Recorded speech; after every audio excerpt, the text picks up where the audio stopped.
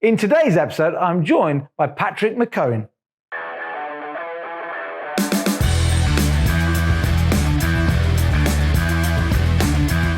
Patrick McKeown has written a brilliant book called The Oxygen Advantage. I must confess that before reading it, I was very skeptical about how important our breathing could be and whether really it had a place to fit into the Fat and Furious podcast.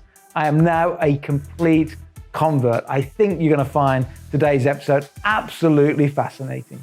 I recently interviewed John Burgess, a wellness expert from the West Midlands, from Leamington Spa. And during that interview, he said, Steve, one of the problems with your book and all your podcasts, you don't cover enough on breathing. And I went, well, that's mainly because our thing is about, primal and getting back to our ancestors. And surely breathing hasn't changed over the generations.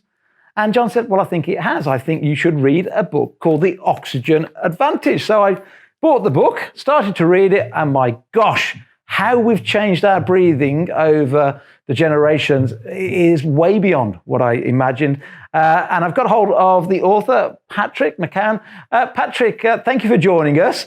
Fascinating book. Really enjoyed reading it. Tell everybody your story. My story started off as a young child with asthma. And I was first diagnosed probably about 4 or 5 years of age. And if you have asthma, you have a problem with your lungs. It's not just isolated to your lungs. I also had a problem with my nose. My nose was stuffy all the time, which results in chronic mouth breathing. And if you have a stuffy nose, you are 1.8 times more likely to have a sleep problem. So as a kid growing up, as a teenager growing up, and even into my 20s, at university, I was wheezing, caught for breath, but I was also in a stress mode because of fast, hard breathing through the mouth, activating the upper chest, putting the body into a fight or flight. And my sleep was dreadfully impacted. So I was tired. And so you're supposed to concentrate. You're supposed to be able to attain grades. You're supposed to be able to have focus. You're supposed to be able to have energy levels. And yet nobody ever told me to breathe through your nose and to slow down your breathing. And that was despite going to medical doctors for at least 16 or 17 years with a couple of hospitalizations. All that time, I had dysfunctional breathing patterns and nobody picked up on it. I read a newspaper article, the Irish Independent or the Irish Times, I can't remember which one it was.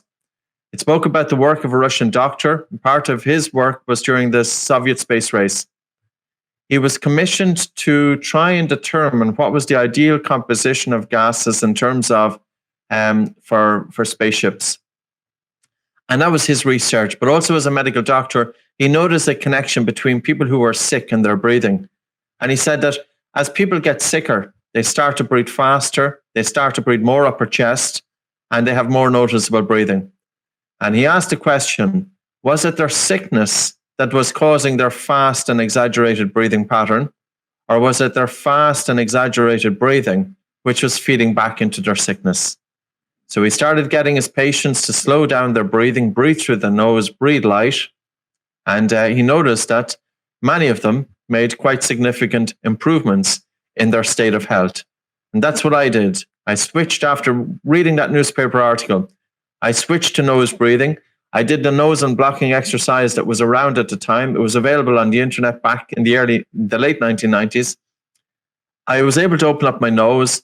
That night, I wore Breathe Right strips across my nose and I taped my mouth shut.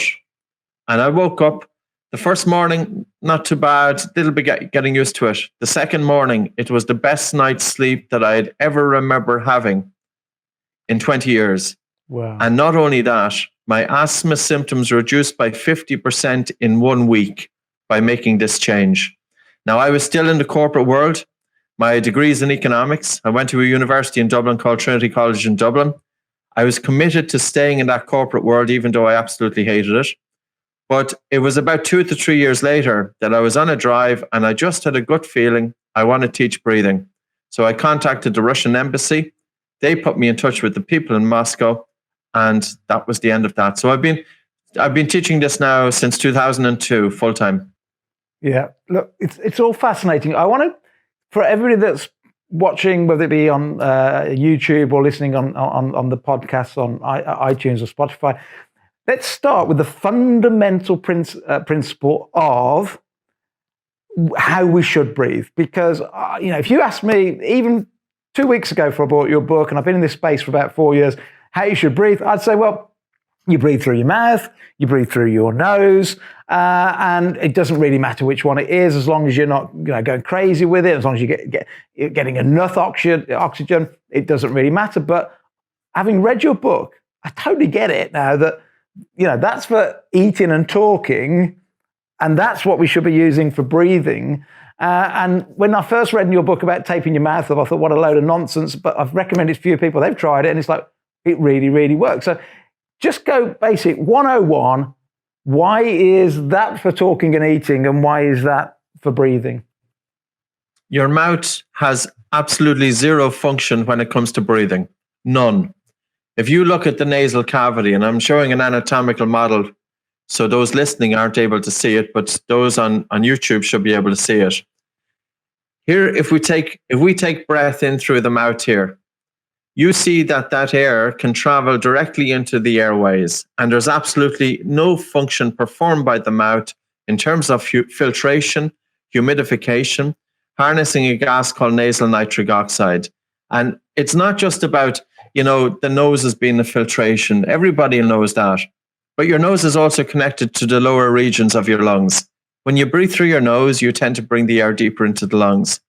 And it's not about big breathing, but it's about harnessing the lower regions of the lungs with lateral expansion and contraction of the diaphragm.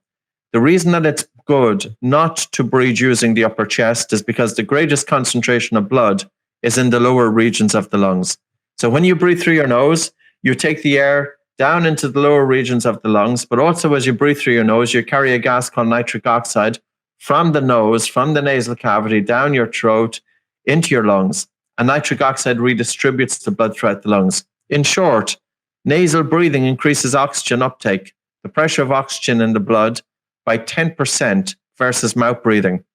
Now, that's only one reason. Another reason may be in terms of protecting the airways. You have so many people who have exercise-induced bronchoconstriction. In the athlete population, it can be 20 to 50% of the population. Nasal breathing helps to prevent that. Mouth breathing does nothing to help prevent it. Sleep, as I said about when I was a kid growing up, with my mouth open, breathing hard through my mouth, I was having sleep apnea. I didn't know what it was at the time, but I was told that I would be snoring like hell, and then I would suddenly stop breathing. And people thought I was going to die. So this is a very common complaint, and especially as we get older. So for sleep apnea, for concentration, for asthma, for oxygen uptake, but not only that, but also for oxygen delivery, because there's a belief out there, Stephen, that the more air you breathe, the more oxygen gets delivered to the tissues.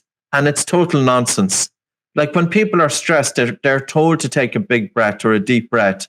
Like that's no good, because if you breathe harder than what you need, number one is it's not going to increase the saturation of your blood with oxygen.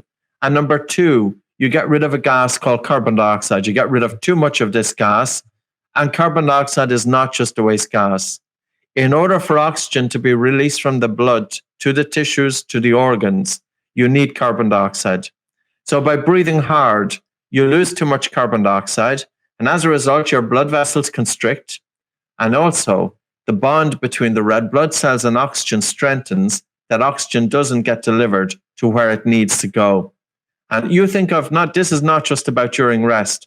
The guy or the gal who goes into a gym, they're in there with their mouth wide open, they're breathing hard, they are panting, they think it's great, they're breathing fast upper chest, total uneconomical, totally inefficient, totally wasting energy, not helping functional breathing, not helping functional movement, because without functional breathing, you don't have functional movement. And if you don't have functional movement, you're at greater risk of injury. And even at this short thing, lower back pain, there's a huge percentage of individuals with lower back pain, they have dysfunctional breathing patterns, because breathing is not just for respiration, but the diaphragm, which is located at the base of the thorax of the chest, that's also responsible for stabilization of the spine. If you have lower back pain, breathe through your nose, breathe low, but also breathe light. Okay, look, there's about 30 things I want to pick up in that 1 minute that you've just done. Let's break it. Let's chunk it all the way down and really go simple. Let's pick up on straight away the carbon dioxide thing, because speak to 9 out of 10 adults, they'll say, or even teenagers, they'll say, well, carbon dioxide is a bad thing because that causes global warming. So the association with carbon dioxide is a bad thing, and people think it's bad to breathe it. But what you're saying in the book is the body needs a certain amount of carbon dioxide, aren't you? And you're saying that if we breathe out too much, we breathe out too much of it, and we need it to unload the oxygen from the hemoglobin that pushes the oxygen. In fact, even I'm going too technical now. Yeah, so, perfect. So basically what you're saying is we have this thing called hemoglobin. That's what puts oxygen around the body, gets it to the organs, gets it to the tissue. And we actually need a certain amount of carbon dioxide to unload it. So if we're breathing out too hard, we are getting rid of too much carbon dioxide, and therefore we can't get the oxygen to the parts of the body that are crying out for it. Have I read that right, or am I missing it? No, that's correct. And this was discovered back in 1904 by a Danish physiologist called Christian Bohr, and it's called the Bohr Effect, B-O-H-R. This would be, accounted for in any medical textbook about respiratory physiology. So basically, as carbon dioxide increases, blood pH drops, and the affinity of hemoglobin for oxygen reduces. In other words, the red blood cells release oxygen to the tissues and organs in the presence of carbon dioxide. Now, it's not just that, because also our blood vessels are also influenced by carbon dioxide in the blood. And it's our breathing, of course, that determines carbon dioxide pressure in the lungs, which in turn is determining carbon dioxide pressure in the blood. It's very common for people with dysfunctional breathing to have cold hands, cold feet, and brain fog.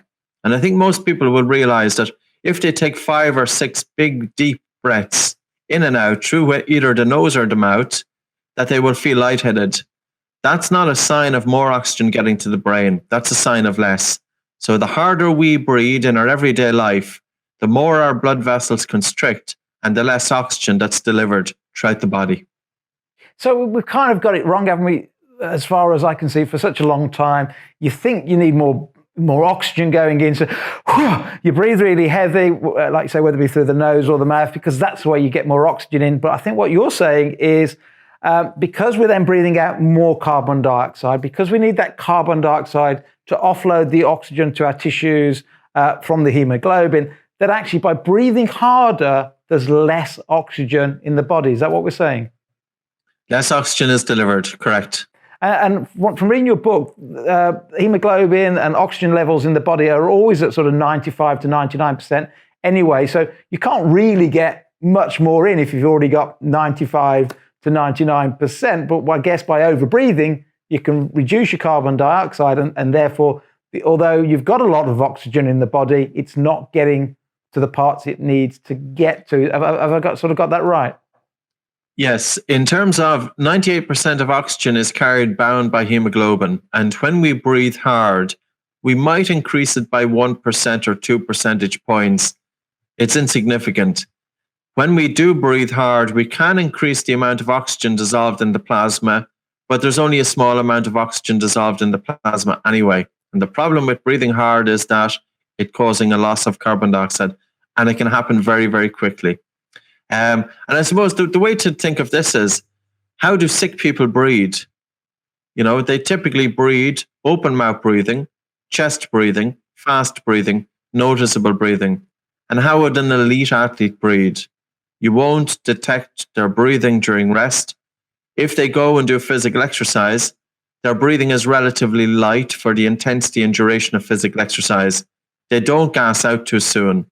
Individuals with poor breathing patterns, it causes exercise intolerance.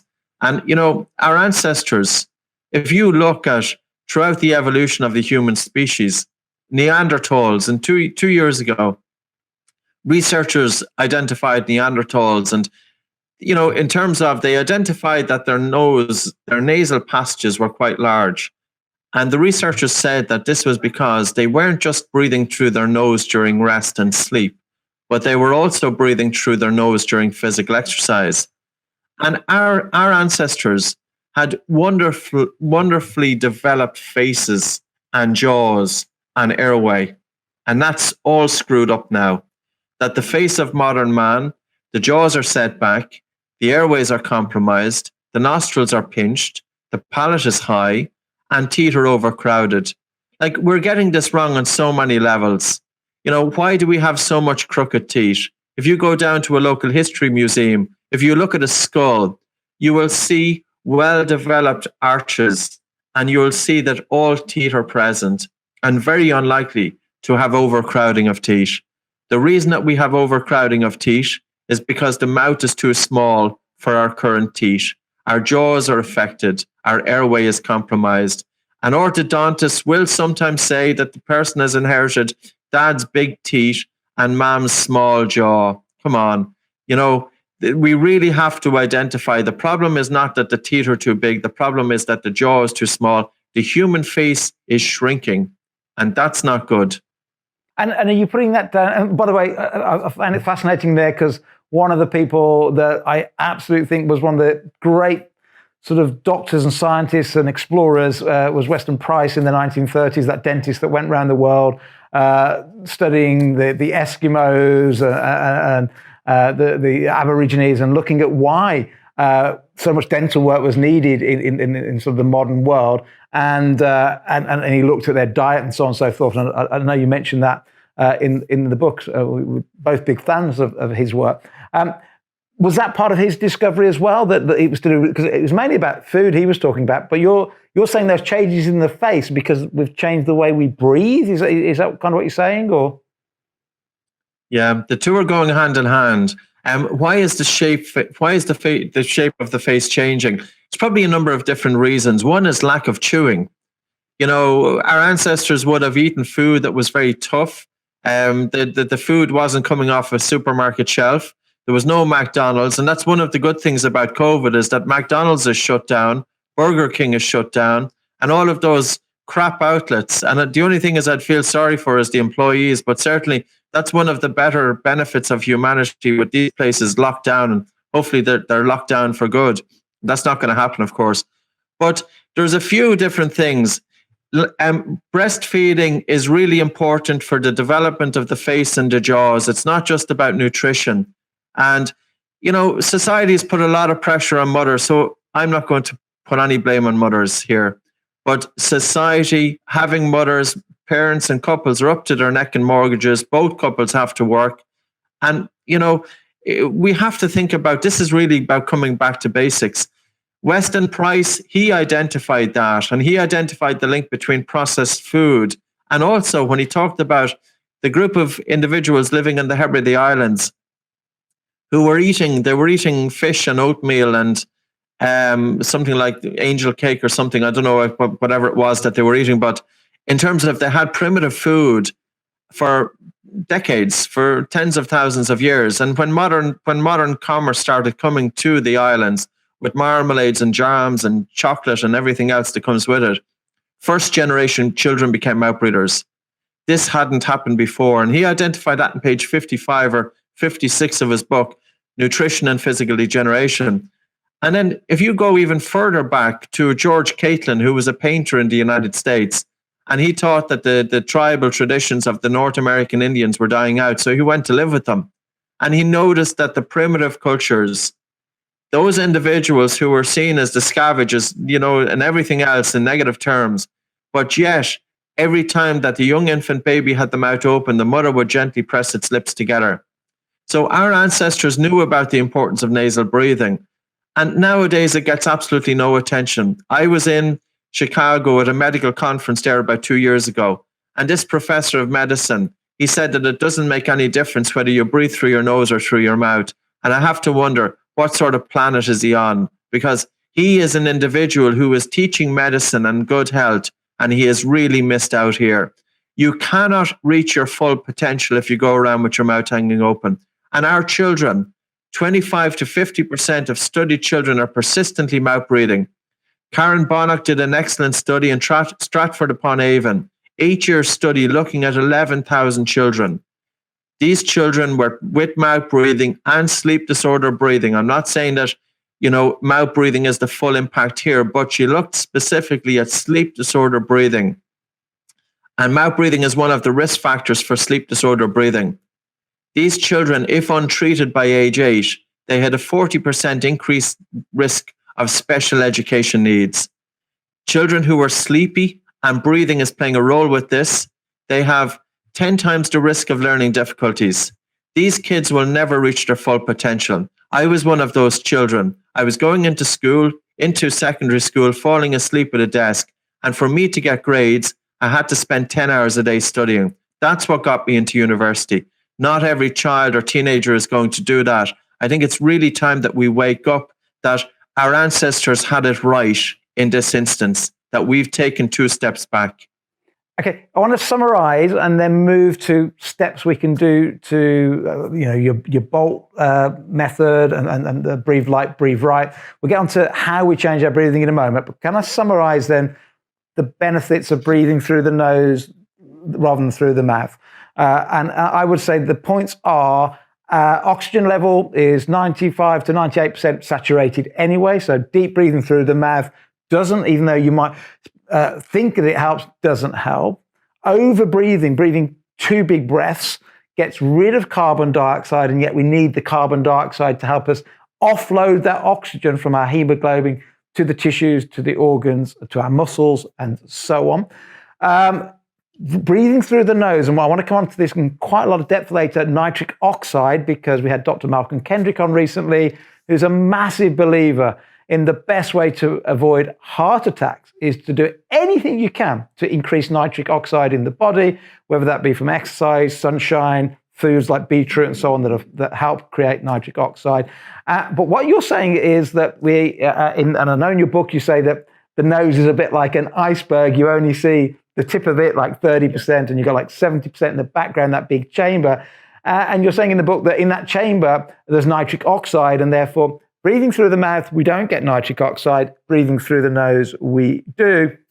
So in summary, end of part 1, if you like, not that we have any parts to these, but end of part 1 is the human body is designed to breathe through the nose and not the mouth. So shut this a little bit more, especially when you're sleeping and in the daytime and when you're exercising, and try and force as much breath in and out, not as much, but breathe through the nose, because that's what we're designed to do just over the last 100 years or so. And I think we'll pick up in a bit about why we've changed the way we breathe, because it could be a lot to do with processed foods and stress. I think those 2 are the main reasons why we've probably changed the way we breathe.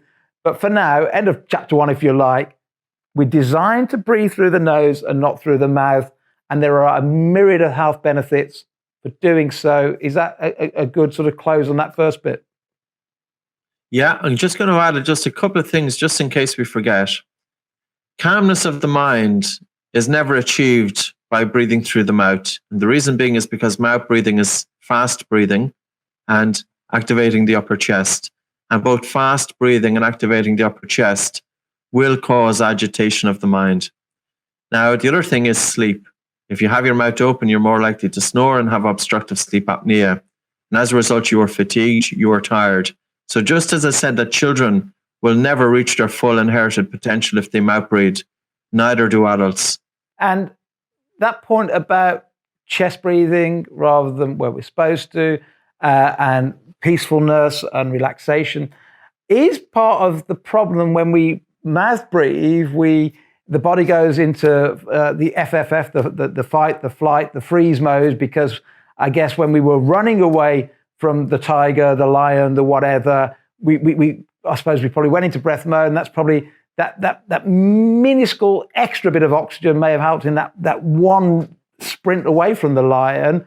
But because then we're in fight and flight mode, that releases cortisol, our stress hormone. Too much of that over a prolonged period, very, very bad for our health. So I guess if we're breathing all the time, we're telling the body we're in stress. Maybe we are stressed, but it's certainly probably increasing our stress. Whereas breathing through the nose, the way we're supposed to, calms us down a bit. And if you and Malcolm Kendrick are right that nitric oxide is so important to help the blood vessels relax, maybe it's a spiral in the right direction. By breathing through the nose, slowing it down, more nitric oxide, we become more relaxed. But breathing through the mouth too much, we're not getting nitric oxide. we're going into flight or fight or flight mode. And then because of that, we're getting more and more stressed.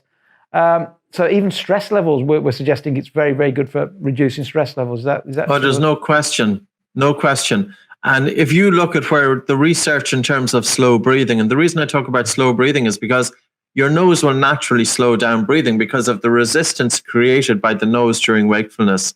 It's 2 to 3 times that of the mouth. And we have to look at breathing from a number of different perspectives. It's about breathing light, which is conserving and harnessing and retaining or ensuring normal carbon dioxide in the blood. But it's also about breathing low or deep with lateral expansion and contraction of the lower ribs. And at the same time, we should practice changing the cadence of our breath for different periods of time during the day to improve alveolar ventilation, but also to influence the autonomic nervous system. So light breathing is about slowing down and reducing breathing volume to create air hunger. And carbon dioxide is the primary stimulus to breathe. Light breathing, deep breathing is about bringing the air deeper into the regions of the lungs. And also to bear in mind that in order to breathe deep, you don't have to breathe big. And that's the big mistake that people make. How many yoga studios will you go into? You open the door, if you were to look in, you will see that the instructor is emphasizing the biomechanics of breathing, but in the process is sacrificing the biochemistry of breathing. And cadence breathing to 5.5 and 6 breaths per minute. And again, our ancestors knew about this. There's different mantras from Tibet and also from the Catholic religion, even though I know, just to give you a bit of a story, there's a church down in Waterford and the bishop kicked yoga out because he didn't want yoga being taught in the church community hall. But if you look at the evolution of where the rosary, which is the prayer that's taught in the Catholic religion, and I'm a Catholic, even though I don't practice, but the evolution of that, it came from Tibet. And when researchers looked at, when you say the rosary, or if you say there's different mantras coming from Eastern medicine, that by saying that, it brings down the cadence of your breath down to 5.5 and 6 breaths per minute. And that's the ideal breath for helping bodily systems disturbed by stress. People with PTSD, anxiety, irritable bowel syndrome, depression.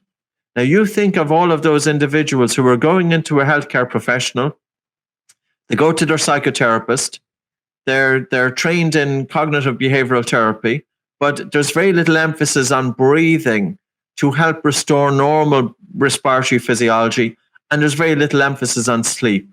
How can you have a calm mind if you have fast, shallow breathing with your mouth open all night long? Because if you're exhausted, it's going to contribute to anxiety. And if you have anxiety over a long period of time, that's going to feed into depression. We have to get out of our silos here.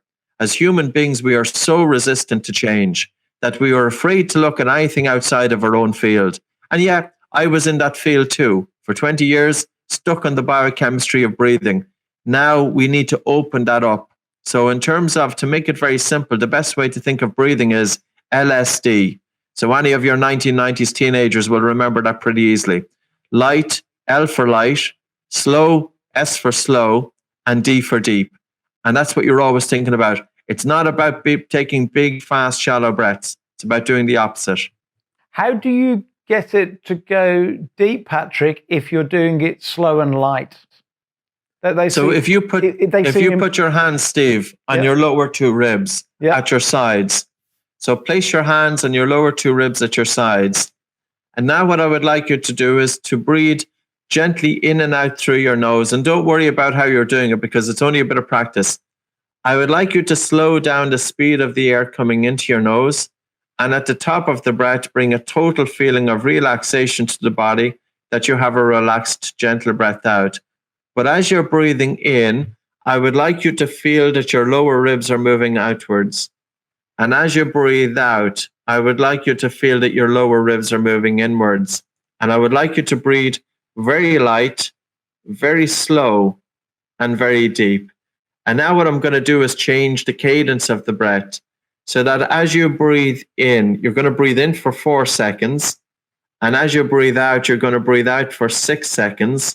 But at the same time to breathe light. So to breathe in, 2, 3, 4, out, 2, 3, 4, 5, in, 2, 3, 4, out, 2, 3, 4, 5, in, 2, 3, 4, out, 2, 3, 4, 5. And that would give you an example. Now, so the light breathing, you want to feel a little bit of air hunger. And the reason that you want to feel air hunger is because you're deliberately slowing down and reducing breathing volume to increase carbon dioxide in the blood, because you want to reduce the body's sensitivity towards the gas carbon dioxide. The primary stimulus to breathe is not oxygen. So the message to breathe by the body is not driven by oxygen. It's driven by carbon dioxide. As carbon dioxide increases in the blood pH drops in the medulla, which is the primitive part of the brain. Of course, breathing has been around since day dot. So, you know, the part of the brain that looks after breathing is going to be housed in the very primitive part that's monitoring primarily carbon dioxide and blood pH. And it's with the increase of CO2 that there is a stimulus or an impulse to breathe is sent from the brain via the phrenic nerve to the diaphragm. So we want light breathing, and we also want that lateral expansion and contraction of the lower ribs.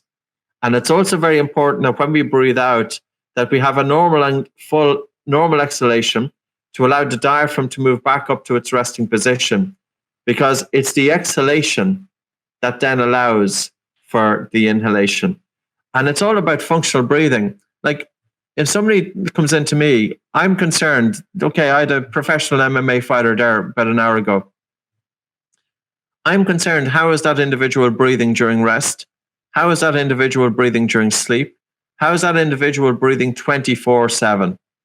And up until now, that individual has been mouth breathing, fast breathing, shallow breathing with a Bolt score of 8 seconds at a very high level in sports, and wondering why were they gassing out? You know, and it's not physical training that improves your breathing. The only sport that changes your breathing patterns is swimming. But all other sports, how you breathe during physical exercise is determined by how you breathe during rest. And my point here is, it's not how you breathe during a 5 or 10 minute session when you're in the studio with somebody. How is your breathing 24/7? And if you have a habit of breathing that little bit faster and that little bit more upper chest, and if your Bolt score is less than 25 seconds, it's indicative that there is breathing pattern disorders. And I would say, change that, because it will help you on many fronts. Now, you mentioned the Bolt score, which I now know what it is because I've read your book and I've been practicing daily, and I've got mine up by about 15 seconds in just 2 weeks. Explain what the Bolt score is and how you do it, your body oxygen level test, because I'm sure people listening might want to experiment with this. And anybody that does experiment with this while we're talking, maybe press us on pause, have a go. And honestly, if it's really low, don't panic about it, because mine was ridiculously low to start off with. And we just heard from Patrick that a professional sports person had a very low score. Explain to everybody what the Bolt score is, why it's important, and how they test it at home. Yeah, to measure your Bolt score, you just need to sit down for about 5 minutes. In other words, don't be walking around and then decide to do it. So sit down, rest for about 5 minutes. Then you need a timer, so maybe have your phone or a stopwatch or something. Take a normal breath in and out of your nose. And then pinch your nose after exhaling. Or if you don't want to pinch your nose, just lock your throat, hold your breath. So you take a normal breath in and a normal breath out through your nose, and then hold your breath. And you are timing it in seconds. How long does it take after you stop breathing to the point that you feel the first definite desire to breathe, or the first involuntary contractions of your breathing muscles? Then you let go of your nose and you breathe, but your breath at the end should be normal. So you can think of it as, it's the length of time after you've stopped breathing until the brain sends the first definite reaction to breathe. How long can you stop breathing for before your brain says breathe? It's a comfortable breath hold time. It's not a measure of maximum breath hold time, but it's a useful measurement. And okay, sometimes people will find it a little bit tricky. Where's the exact point? Don't worry about it too much, because if you're give or take 1 or 2 seconds, I wouldn't be too much worried about it. However, Kiesel, the science is now catching up with this, even though breath hold time was first written about in 1975 by a researcher called Stanley as a measure of breathlessness. So if I look at somebody's breathing and I look at them sitting down, if I'm seeing fast upper chest breathing, and I'm not talking about they're having a panic attack, I'm just saying that their breathing is just a little bit faster than what it should be. It's upper chest. There's no natural pauses between breath. I measure that person's Bolt score. It's typically 10 seconds. I will predict that they will gas out too soon, that they have increased lactic acid, that their recovery post-physical exercise is not good, that they may be prone to exercise-induced bronchoconstriction, and also their sleep is impacted and their stress levels can be impacted. And I'm not saying that this is a cure-all. However, this up until, it's been written about in 2009, 2017, and then Kiesel is a professor of physical therapy from Evansville University in the United States. And he looked at 51 subjects, 27 years of age, and he used the Bolt score. He didn't call it Bolt, but he used the Bolt score as a screening test for dysfunctional breathing or breathing pattern disorders in the athlete population. And he said, if your Bolt score is greater than 25 seconds, there is an 89% chance that dysfunctional breathing is not present. So as I said to our professional athlete this morning, I need you to get your Bolt score up to a minimum of 25 seconds and a goal of 40 seconds. Because otherwise, all of those things that have been holding you back in sports is going to continue. And it's not just for the athlete, it's for the everyday person. If somebody comes in with asthma, and you think of the UK, asthma rates typically about 8 to 10% of the population, 5.6 in around million people with asthma in the UK. Those individuals will have issues with their lungs. Their Bolt score is less than 25 seconds. They will have a tendency towards a stuffy nose, and they are tired all the time. And all of these things are being overlooked. They're being overlooked because medication, of course, it serves a great purpose, but it's not teaching you to breathe through your nose, and it's not teaching you to improve your sleep levels, and it's not teaching you to slow down your breathing to have a calmness of the mind.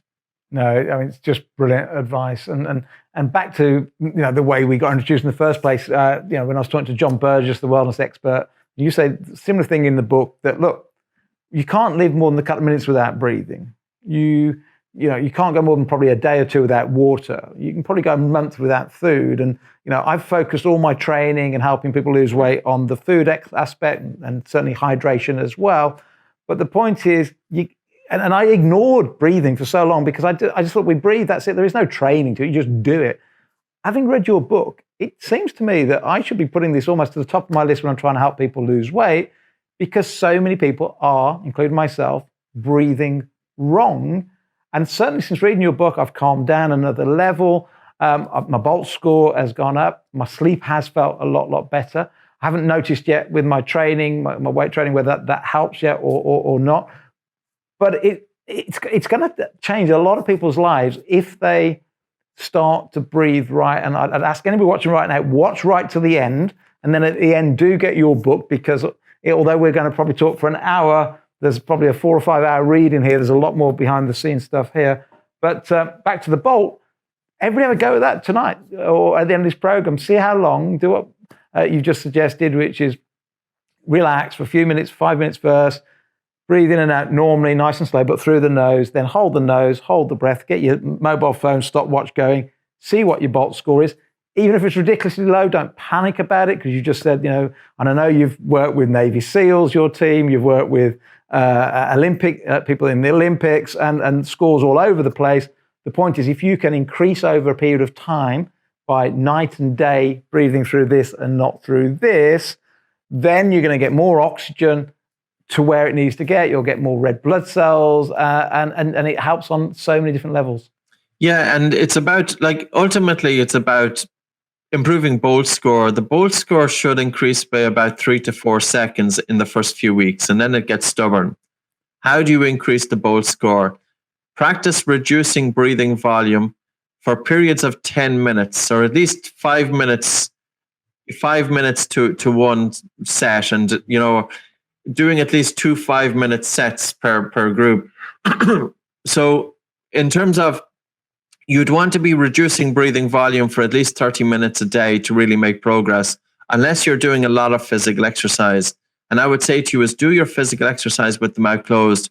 Initially, it's more difficult because the air hunger is more intense. And the reason that the air hunger is more intense is because carbon dioxide is increasing in the blood, because it cannot leave the body so quickly through the nose, because the nose is a smaller exit as opposed to the mouth. So there is a resistance to breathing by breathing through the nose.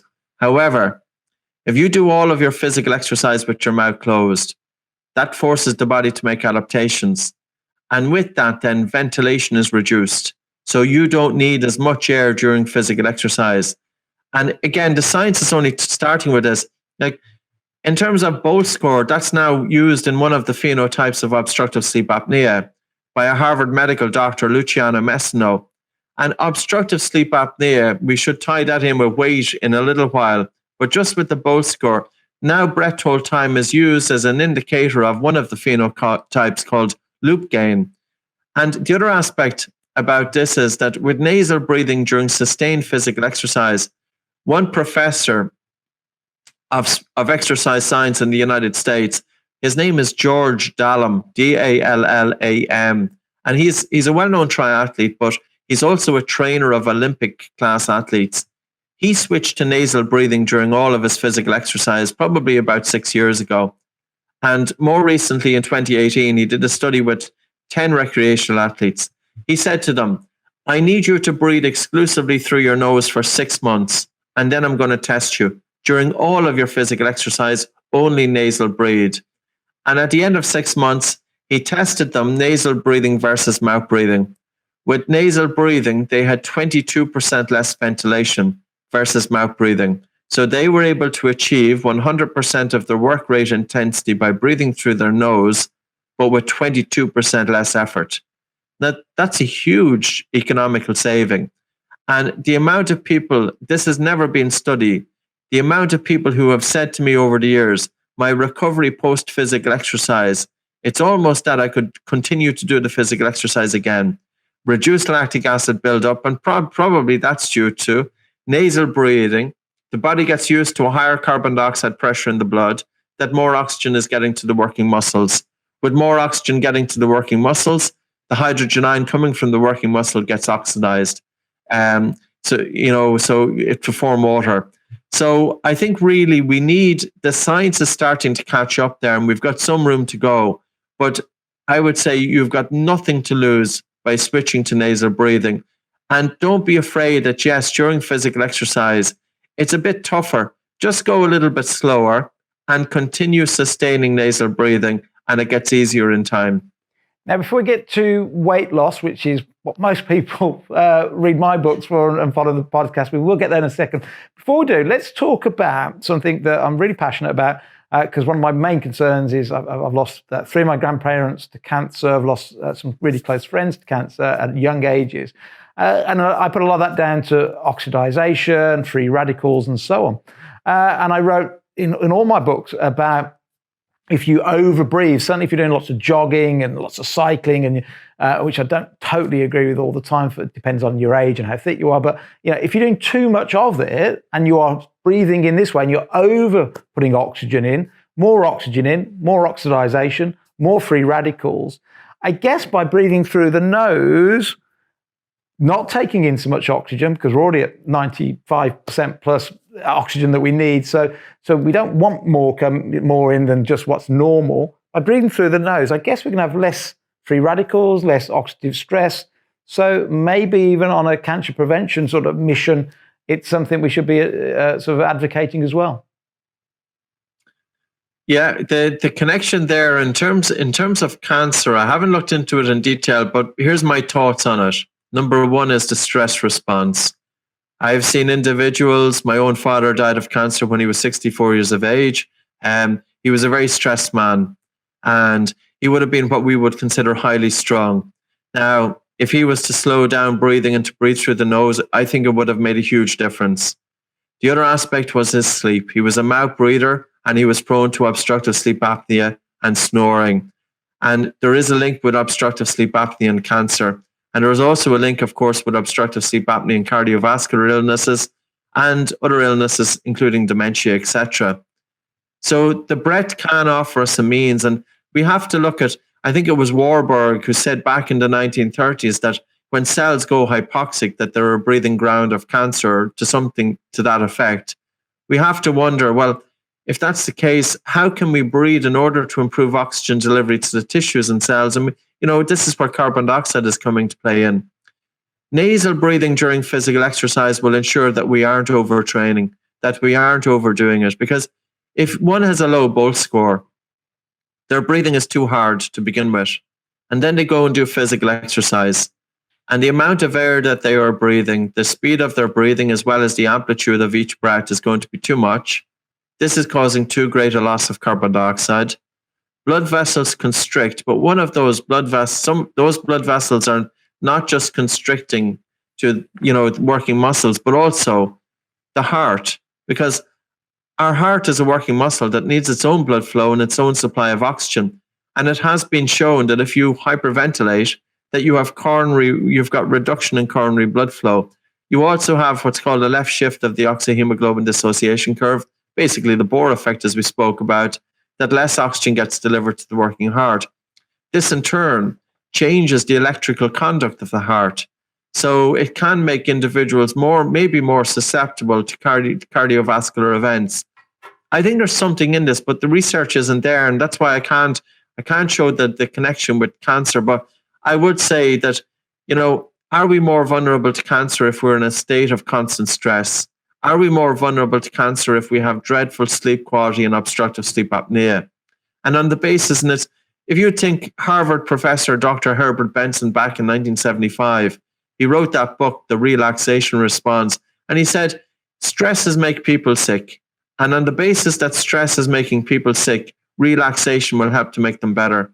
And with relaxation, the breath is absolutely fundamental, because it's through controlling of the breath that we can influence the functions of the autonomic nervous system that are outside of our control. We can influence our blood pressure, for example. We can cause vasodilation. We can increase the amount of blood flow. We can increase oxygen delivery. So we can really, have a huge impact in terms of what's called heart rate variability, the sensitivity of the baroreceptors, increasing vagal tone, stimulating the vagus nerve. And all of these are functions of the body which are conducive to having good health. And we can do that through the breath. So I think definitely there is a huge connection between cancer and breathing. And I can't make any claims on it, but certainly it needs to have more research. So let's get on to the topic and primal resetting and trying to help people lose weight, because we know obesity is rife in the UK and Ireland and the sort of modern world. Chapter 9 in your book, you have some great case studies of people just by changing the way they breathe, getting them to, we'll talk about taping up the mouth while you're asleep a little bit later, but by people really taking it seriously, looking at the way they breathe right now, maybe doing the Bolt score, realizing that they maybe breathe through the mouth too much, by just training their breathing, slowing down, relaxing through the nose in all the ways we've been discussing, some phenomenal success in weight loss. Give us a background to how you associate, good weight loss with mainly just changing the way you breathe. The connection is very difficult to show specifically, but it's mainly an observation over the last 18 years. And I can't always say that it will produce the same results for everybody. And again, that will need some research. However, we have seen it consistently enough times, because we have instructors, I think in around 800 instructors who are affiliated directly with me. So we've had that feedback over the years, that constantly when they reduce the volume of air that they breathe, in other words, when they slow down their breathing for a period of time during the day to create air hunger, that in turn makes changes, physiological changes. And one of these can be a suppression of appetite. Now, how may that be happening? I only think of it maybe from 2 points of view. One is sleep. If we have obstructive sleep apnea, so say for instance you have somebody who's snoring, and then they stop breathing, or they may have a partial collapse of the airway during sleep, which is called a hypopnea. This in turn influences or affects hormones, and two hormones are affected. One is ghrelin, and ghrelin is a promoter of food appetite, and leptin, which is a suppressant of appetite. When you have obstructive sleep apnea, you have a greater tendency to want to eat more food. And the problem is that when you eat more food then during the day, you put on weight. When you put weight on, you put weight on your throat, on the neck. You increase the size of your tongue, which occupies more space in the mouth, encroaches the airway. When you have increased weight on your neck, your airway is smaller. And we all know that obstructive sleep apnea is more prevalent in men with a neck size or a neck circumference of more than 17 inches. But also when you put on weight, you put weight on the belly. And as a result, it reduces the movement of the diaphragm. And the diaphragm is your main breathing muscle separating the chest from the abdomen. But when you don't breathe low, when you don't have full function of the diaphragm, it reduces lung volume and your throat is more liable to collapse during sleep. So I think in order for weight, if I was to say to somebody is, I really think that you need to be looking at two things to help control weight. One is your sleep quality, because if your sleep quality is not right, you are going to be feeling more hungry. And do some research in that field. Look at obstructive sleep apnea. Ask your partner, are you breathing hard? You know, do you have your mouth open? Is your tongue midway? Because of course, if you're mouth breathing, your tongue isn't going to be in the roof of the mouth. And mouth breathing does increase the risk of obstructive sleep apnea. And also, you shouldn't have to get up to go to the bathroom during the night. But people who mouth breathe, they have a tendency towards that. This is showing then that they have sleep fragmentation. Their sleep is getting disrupted. These individuals, then not all of them will wake up tired, but many of them will wake up tired. You should never wake up tired in the morning. I woke up feeling exhausted every morning for 20 years. And it was when I started changing my breathing patterns. And listen, I have nothing to sell here, because you could start doing this from the basis of this podcast.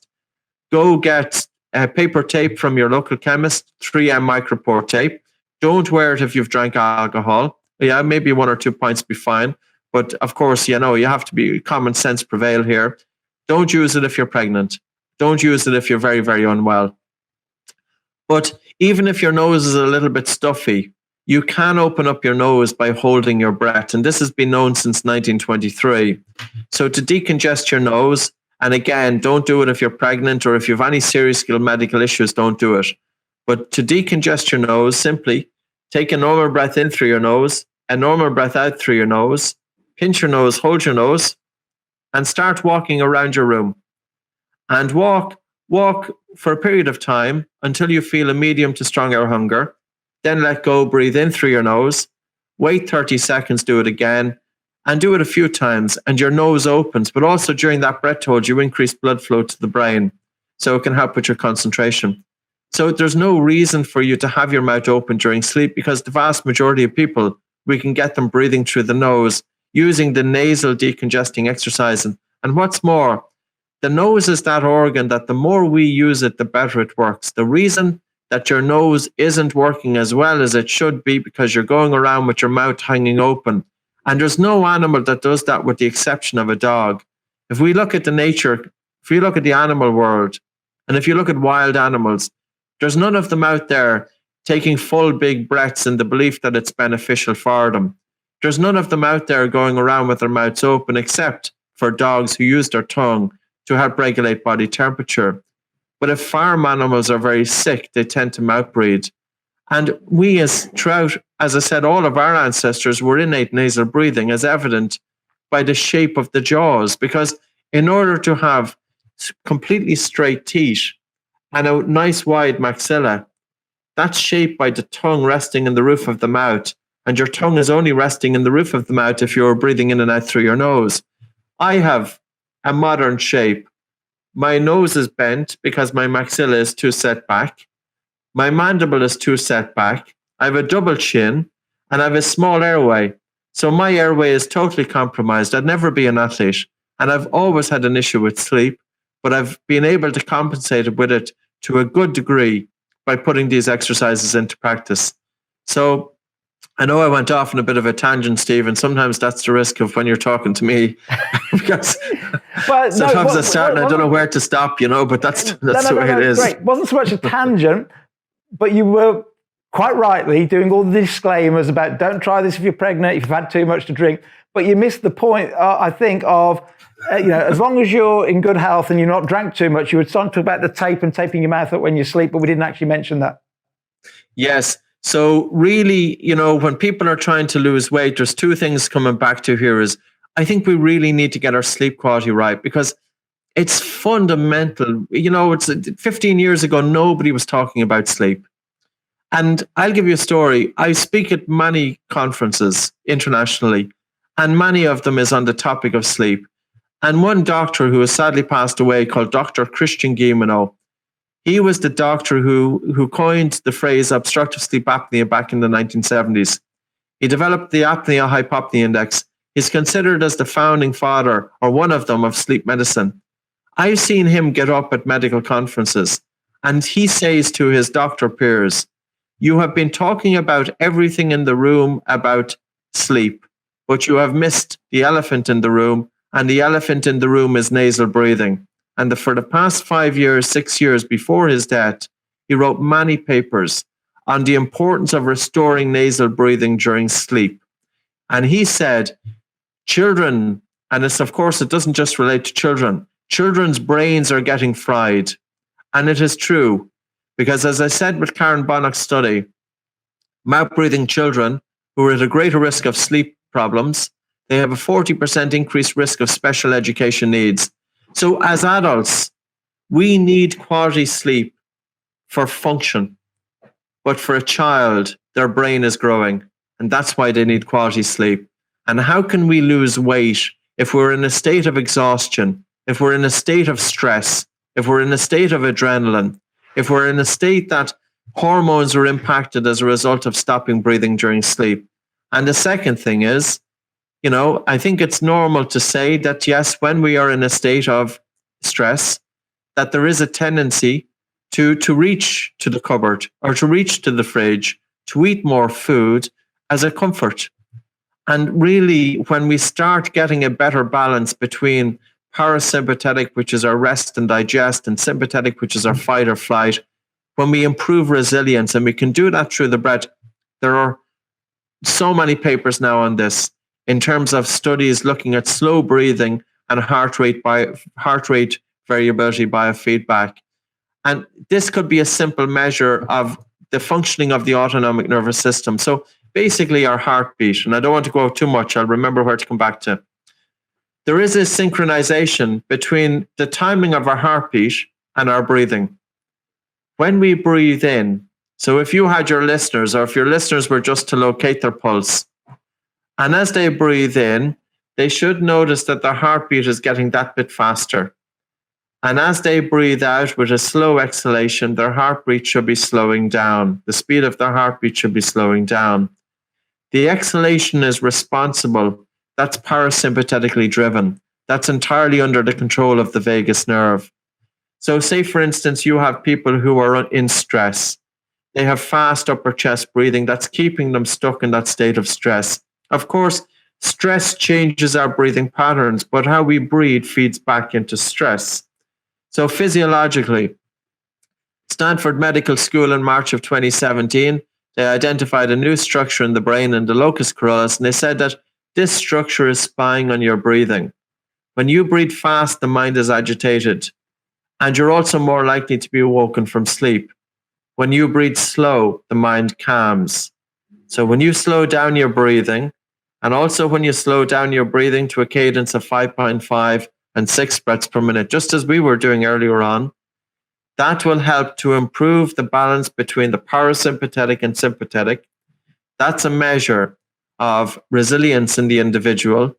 And with that, we should expect that we have less of a tendency or a need to overeat. No, absolutely. And I'll come back to one thing on the sleep, and then I'll come back to the food. So we still haven't said about taping your mouth up, but don't worry, it's in the book. In fact, let's keep that as a little bit of a secret to get. I'll do a demonstration, right? I'm going to give 2 demonstrations. Yeah. Yep. This is a tape which you buy in a local chemist. Mm-hmm. It's called 3M 1-inch micropore tape. If they want to look at the box there. Okay. So with that, you take off about 6 inches or so. You fold a little tab over at the top and a little tab over at the bottom. You dry your lips, and then you simply tape your mouth. Got it? Yep. The next tape is my own tape, because we have, of course, people with anxiety coming in. Do you know 80% of people with anxiety and panic disorder have breathing pattern disorders? That's in the literature. Wow. And yet these individuals, the one thing that's often overlooked is how are they breathing and how are they sleeping? So that's why we have this tape. Well, actually, we had it developed first for kids. Mm-hmm. And the reason being is because how could we get children to breathe through their nose during sleep? And I didn't want to be taping them up, because if they got sick or something. And I'm not talking about 2-year-old kids. I'm talking about 4 or 5 years of age plus. Yeah. So this tape is called Myotape. Mm-hmm. And it's kinesio tape. It's hypoallergenic. It's cotton. You stretch it. And it surrounds the mouth. Of course, I've made a little bit of a mess in it there and putting it on. But you get the idea. I stretched it by about 30%. And there's an elastic tension there to bring the lips together. Gotcha. And that will help to ensure nasal breathing. But and that for a lot of people, there's no risk. For a lot of people that would be worried about putting tape over there just in case of whatever, then you've got the best of both worlds with your tape, haven't you? Because if you had to get a breath or you were worried about a breath, you could still do it. But it's just encouraging, I take it, it's encouraging the lips to close, the jaw to close. Yeah, and it's holding it there and there's no risk. And it's called Myotape. Right, next thing then. So, without shadow of a doubt, since I've been trying your technique, what I've personally found is, and I'm very good, I'm what I call a nomad, I only eat 1 meal a day anyway, but what I always used to struggle with sometimes is see my friends having a little bit of a snack in the afternoon, and I'd have to exercise a bit of willpower there, concentrate not to go and have a snack or because I want to stay a nomad. But what I've found with your technique is that when I think, I might just break the rule now and have a snack, close my eyes, concentrate on breathing through the nose, really slow it down. And because I go into this ultra relaxed state, because one of the things with habits and habits of eating food, once it becomes, you get the cue and then you get the reward at the other end, but quite often the reward is relaxation. So when people are stressed or anxiety, the reason they reach for food is because the cue was I'm feeling anxious, or a certain time of day, or the location, whatever the cue is, might even be that horrible M sign outside that fast chain. But whatever the cue is, it's always about the reward that triggers, the craving and so on. And quite often the reward with people that are stressed is they believe, a bit like when smokers smoke, they believe the smoke stops them, when they're having that big drag, they believe that, Anyway, the point I'm getting to is I think one of the reasons it helps with weight loss is that moment that you get the cue to go and eat the food, if you can go to your techniques that you talk about in the book, the deep, slow, your LSD, your, was it LSD? Long, slow, light, deep. Slow, deep, if you do that for a minute or two, quite often it'll quash the craving to go to the cupboard or the fridge, as you say, because what you've done is you've had the same trigger, you've changed, rather than going for the food, you've changed what you do, the actual process, you've changed it from eating to actually slow breathing, and you might get the same result coming out the other side. Yeah, it's a great observation. Thanks for that. It's funny, something similar from a guy from Hungary, one of our colleagues, Peter Lakatos, and Peter was saying that he was doing breath holding for a similar. Peter fasts a lot, and he'll do 7-day fasts and things like that. So, but he was saying that if there was a cue as well, he would do something very similar. He would take a normal breath in and out through his nose, hold his nose, and walk 10 to 15 paces holding his breath. And that also was helping to change the need for food. And maybe to do that and take a minute's rest and do it again, take a minute's rest. Again, if you're pregnant, don't do any strong breath holds, or if you have serious medical conditions. But I think, yeah, it would be interesting for your listeners to put that into practice. And back to our ancestors, I know we're going all over the place, but I hope it's fitting the jigsaw for everybody. Back to where did we screw all this up in evolution? You know, how come we used to breathe properly when we were hunting and gathering, and how do we get it wrong today? Could that be, and I think you touch on it in the book a little bit, around the pH level, so that, you know, our body, for those that don't understand pH, you've got acidic down one end, you've got alkaline the other end. It's a scale from 1 to 14, and the natural food that we eat would normally be more alkaline, and yet a lot of the food that we eat in fast foods, packaged foods, processed foods, all the stuff we try and encourage you to avoid is more acidic. And then, because that then ties in with the breathing, could we be gasping for air more because we've changed the pH in our food? It's possible, and it could be a plausible theory there. If you think of it this way, if you look at the breathing patterns of people who are unhealthy and people who are obese, you'll typically see fast and shallow breathing. And oftentimes it's going together. Now, you could ask the question, is it that they have a poor breathing pattern? Because the primary regulator of blood pH is not food, it's breath. It's true carbon dioxide. And blood pH needs to be about 7.365.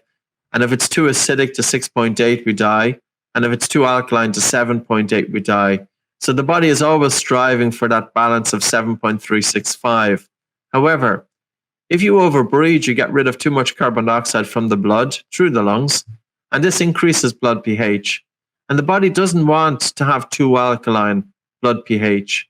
And one way that the body can help normalize blood pH is for individuals to have a craving for acid-forming foods. And that's only a theory, that how we are breathing, the hyperventilation, if we are in chronic hyperventilation, meaning that our breathing is just a little bit too fast, a little bit too hard, every minute, every hour, every day, that we have a tendency to eat acidic forming food to help normalize blood pH. So it's a theory, that remains to be proven. I might add that to my list of, one of the things we talk a lot about, certainly on the Primal Reset program, is what drives hunger. So, for example, you talked earlier on about leptin and ghrelin. So ghrelin's the hormone that says, I need to eat. It's your hungry hormone. One of the things we teach people a lot is that ghrelin can't sort of dissociate between, is it nutrition I'm after? Am I missing vitamin C, magnesium? Am I really hungry for energy? Or am I thirsty? It can't even dissociate whether it's a thirst or hunger. So the first thing we say to people is have a glass of water and see if the hunger goes away, because that might be the case. Other people, we say, take your multivitamins first thing in the morning, because this whole thing about you must eat breakfast is complete nonsense. I'm much healthier personally as a nomad. Some people still want breakfast, but then if they want breakfast, that's absolutely fine. Most of my children still have breakfast, but we cut down the amount of breakfast, we change what they have for breakfast. But the point is, if you take your multivitamin in the morning, it could be that your body was crying out for nutrition, nothing to do with hunger for energy. So by having your glasses of water, by having some vitamins in the morning, you might quash your hunger. It may be, and I've only just thought this up, having spoken to you now, and also talking to you now and reading your book, it may be the body saying, my pH is out of balance. So ghrelin knows the pH is out of balance. You breathe badly, so it's saying, you've got to go and eat some stuff because I know what you eat normally for breakfast, and at least that's getting your pH back in line. It just could be another driver for that hungry hormone telling us to constantly eat. Yes, it's possible. And I've spoken with some nutritionists. We have one of our colleagues, Mim Baim from Australia, who's a well-known nutritionist. And I think the jury is still out there. But the one thing is, again, it comes back to that practicing breathing exercises, we have seen a reduction of appetite. So we've seen it work in practice. And how is it happening? That remains to be seen. Yeah, well, it's a bit like the microbiome, isn't it? We know that looking after the microbiome is a good thing. It's going to take us years and years to work out why getting the good bacteria and how you get the good bacteria and all the different combinations. It's going to take. We know it's having an effect. It's undeniable. It's having an effect. But what's causing that? We haven't joined all the dots yet. What we haven't talked about yet, effectively by slowing our breathing, doing some Bolt exercises maybe once a day, actually completely restricting. Taking in new oxygen for however long we can hold for, a couple of times a day, and then practicing breathe slow techniques. What we haven't yet touched on is effectively we are replicating altitude training, or we're not. And one thing that we know from studying the blue zones around the world, if you look at where people live into their hundreds and super centenarians into 110, a lot of those areas are at altitude. So we think possibly a lot of people are living longer in mountains than us at sea level because they're taking in less oxygen, because of course you take less when you're at a higher altitude.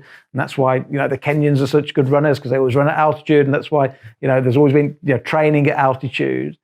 Slowing down our breathing, doing it through the nose may have the same effect, and maybe that's helping with longevity. But the point I was going to make more was that one of the things observational that I've seen at altitude is there are a lot less fat people. I do loads of skiing. I've got a house in Switzerland. I see lots less fat people, even though their diet may not look that great. But at altitude, they just seem to be healthier and a lot more slender. And I wonder if just, again, without knowing the reasons why and all the science, maybe that is just that sort of restricting the breathing, slowing it down, is like living at a higher altitude.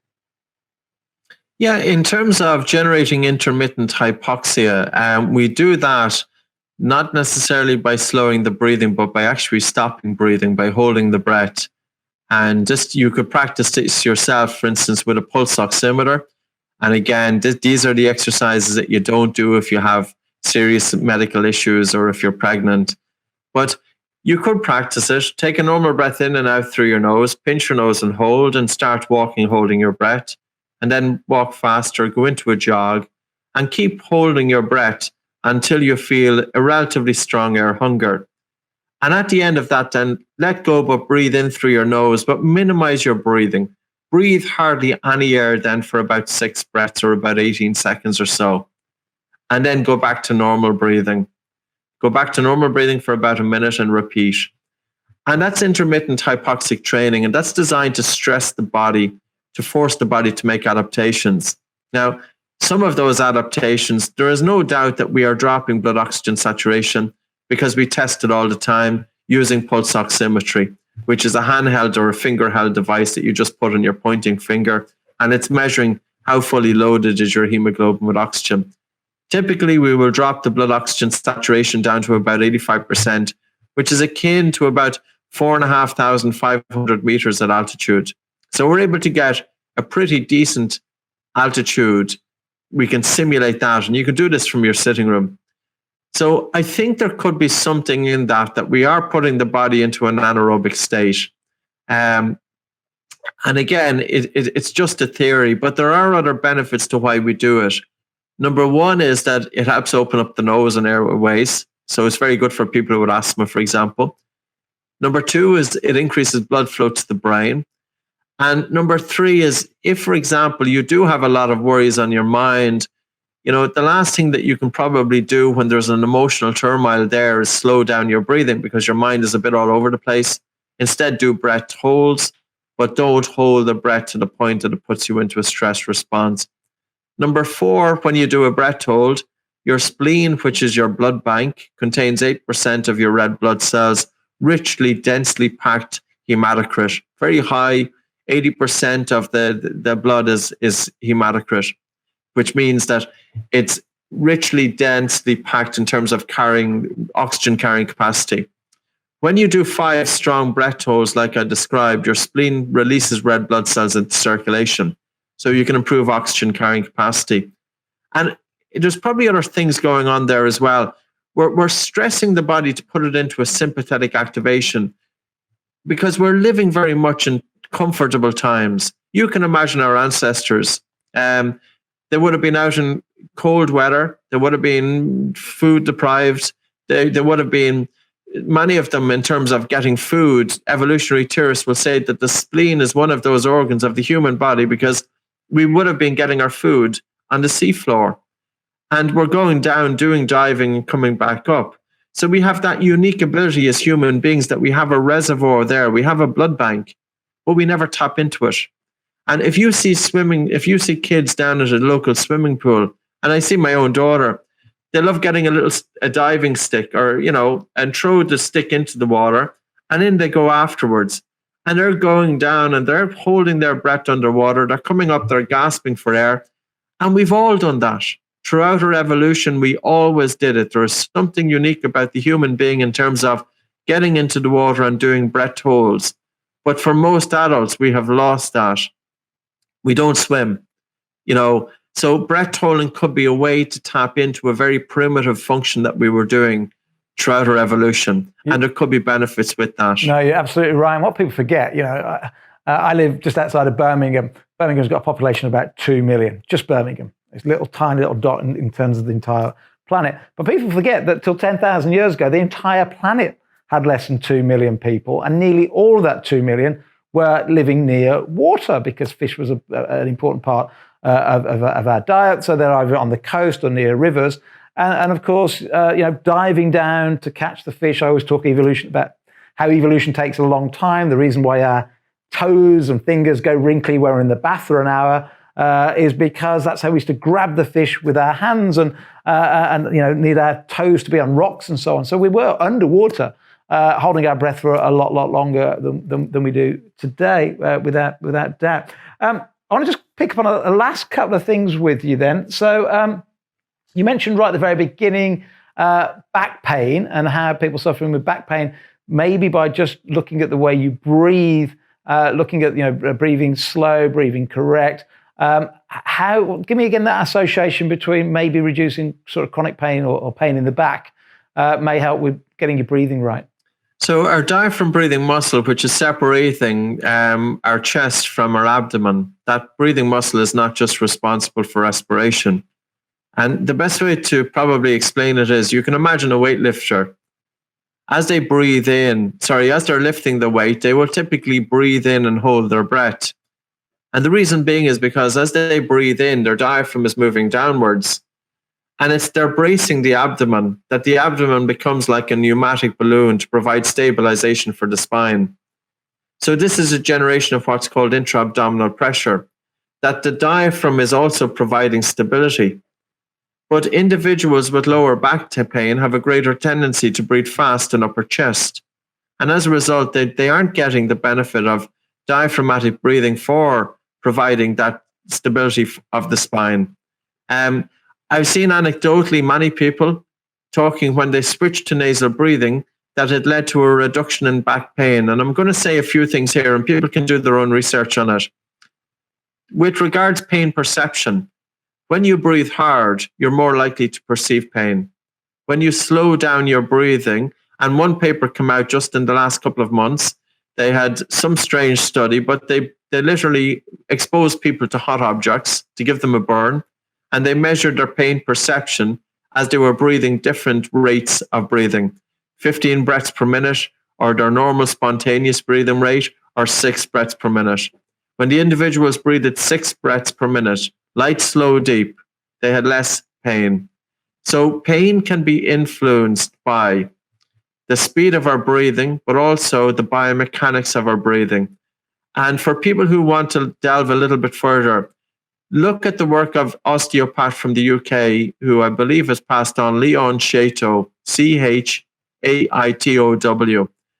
And he has talked about this for 20 years, lower back pain and dysfunctional breathing. So I think it's worth exploring, and there's absolutely no question that there is a link between functional breathing and functional movement. You cannot have functional movement unless you have functional breathing.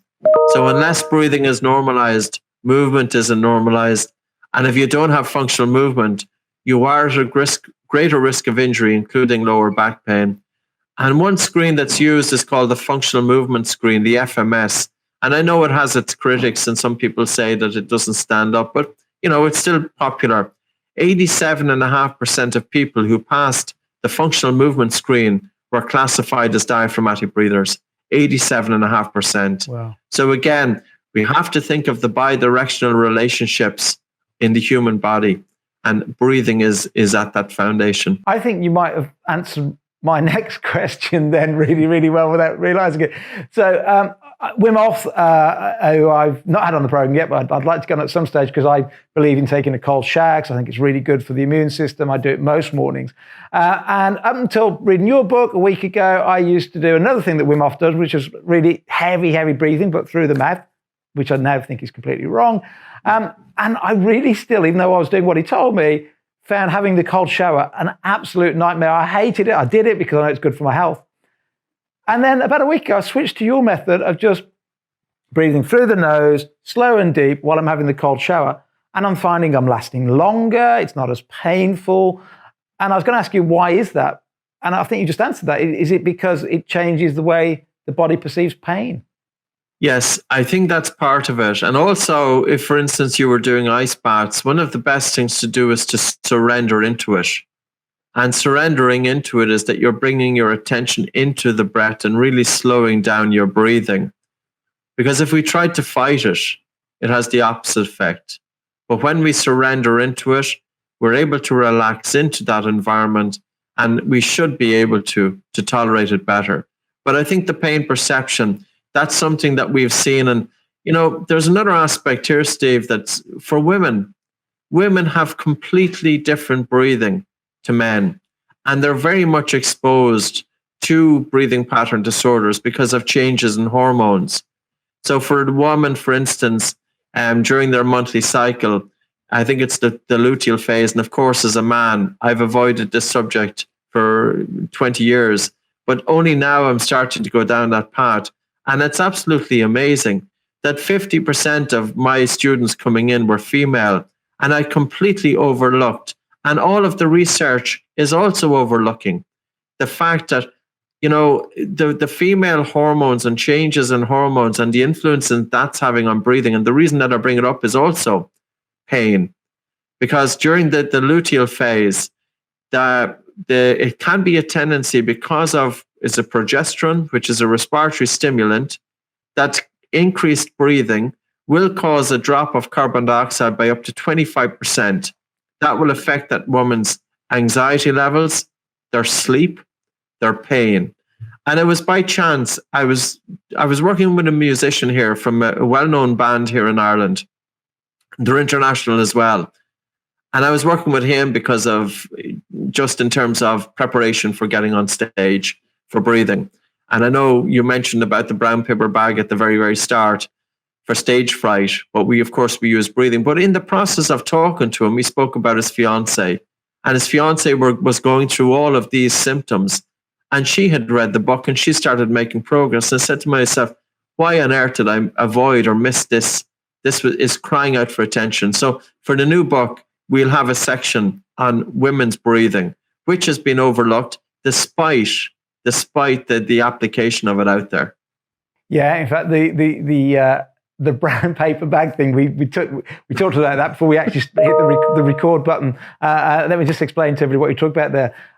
Back in 1999, I was running some people remember a business called jungle.com, and we were trying to float the business, and it was all going wrong, and I'd got almost 1,000 staff in the UK, and it looked like everybody was going to lose their job, and I was highly stressed, as you can imagine. Twice in about a period of 3 weeks, I ended up calling 999 in the middle of the night to my house because I thought I was having a heart attack. And the advice, they wired me all up to the machines. They went, there's nothing wrong with you whatsoever that we can find. And they both times got me blowing into a brown paper bag to slow down the amount of oxygen I was putting in. So I guess that kind of leads back to that whole thing we've been talking about throughout the entire hour, which is when we're stressed, we breathe wrong. The more we breathe wrong, the more stressed and it's just that downward spiral. If we can just step back, yes. Think what you've taught us brilliantly through the hour and brilliantly in your book, which I want everybody to go out and get, which is the more stressed you get, take time to say, hang on, what was it that Patrick said? He said, close my mouth, concentrate on my breathing, nice and slow down the amount of breaths per minute, LSD, so long, slow, and deep, and see if that helps solve the problem. Yeah, definitely. And just sorry to cut across, just to give you the explanation on the brown paper bag, even though it's not entirely safe, so just bear in mind to people, the reason that the brown paper bag works is because when we are in a stress mode, we breathe too hard and we get rid of too much carbon dioxide. And every 1 millimeter drop of CO2, 1 millimeter drop of mercury pressure of CO2, it reduces blood flow to the brain by 2%. But that puts the central nervous system into a state of excitation. We feel air hunger, we breathe too hard. The purpose of the bag was to trap carbon dioxide, to rebreathe that carbon dioxide back into the lungs, to increase it in the blood, to increase blood flow to the brain and oxygen delivery to the brain. But don't use a brown paper bag, use your hands. If you're in a state of extreme hyperventilation, simply cup your hands like this and breathe slowly into your hands. Because as you cup your hands, you're going to pool carbon dioxide, and that's going to have a similar effect, but also you can get sufficient oxygen in through your fingers, so you have no risk. And the other thing is small breath holds, which I've described in the book, because I think the group of individuals who are more prone to anxiety, they're often told to meditate and to be mindful. How on earth can you meditate when the mind is all over the place? The very group that would get the most out of meditation will find it most difficult to do. And with that, then I give them different breathing exercises. And I found this out by chance. I've made plenty of mistakes over the years, and this is what 18 years of experience does. I've had guys, I put them into severe fight and flight as a result of doing breath holding. And that's why I can be very cautious with the exercises that we do, because our breathing is absolutely utmost powerful. We need to tailor it to the individuals. And I'd say to anybody is, gently and gradually crawl with this, but you'll never go wrong by breathing through your nose, by gently slowing down the speed of your breath to feel a tolerable air hunger, and gently sustain that. And as you do it for, say, 3 to 4 minutes, check the saliva in your mouth. Check the temperature internally of your fingers. Can you bring your body into a parasympathetic state simply by slowing down your breathing? Can you influence the 70,000 miles of blood vessels throughout the body simply by slowing down your breathing and by breathing less? Practice it and see what happens. It's fabulous advice, Patrick. And let's just finish by a quick summary then for everybody if they're trying to get their health back in order. The key things are try once, twice, 10 times a day to do, holding your breath in the way that you've described, measuring your bolt maybe the first few times you do it, and a week later see if you've improved, that period of time. And is it a combination of both? So it's a combination of holding your breath a few times a day, maybe even 10 times a day. So you're really restricting the amount of oxygen coming in. And also, though, as much as you can, day, night, and exercise. So 3 different times. Try and breathe slow, deep, but through the nose and not through the mouth. Is that a good summary? Yeah, to give a kind of a general program is switch to nasal breathing at all times, as you say. And even during physical exercise, keep your mouth closed. And if the intensity gets too much, just go a bit slower. Allow your nose to determine the intensity of your exercise. Tape your mouth at night. Very, very important. With that, then, practice slowing down and reducing your breathing towards air hunger. And do it, say, 5 to 10 minutes, 3 to 4 times daily. And I know that sounds a bit, but you could be watching TV in the evening, and especially do it if you have insomnia. Practice slowing down and reducing your breathing for 15 minutes before you go to sleep. And you can do this watching TV. You're watching television. With that, put one hand on your chest, one hand just above your navel, and gently reduce the volume and the speed of your breathing. And it will activate a body's parasympathetic response that your sleep is deeper. And you'll also find that you'll have to wake up earlier because you won't need as much sleep. Your quality of sleep is so much better. And if you wanted to stress yourself a little bit, do 5 repetitions of breath holds, because typically we do 5. There is a law of diminishing returns. So we kind of do 5 to get the maximum effect, and do that 1 to 2 times daily. But don't do the breath holding if you're pregnant or serious medical conditions. But other than that, breath holding is beneficial for opening up your nose, very beneficial for adults, for asthma. And if I just make this point, for children, we've put our breathing program for children absolutely free of charge, because I never wanted children going around with their mouths open. And we've always had a little bit of resistance to this. Children with asthma constantly breathing through the mouth. These kids are tired. They're not coping academically. They've got craniofacial abnormalities as a result of it. And if you look at the work of anthropologists and orthodontist Professor John Mew and his son Mike Mew, he has been absolutely criticized by the dental profession for 50 years. He's spoken about the importance of restoring nasal breathing for correct craniofacial growth.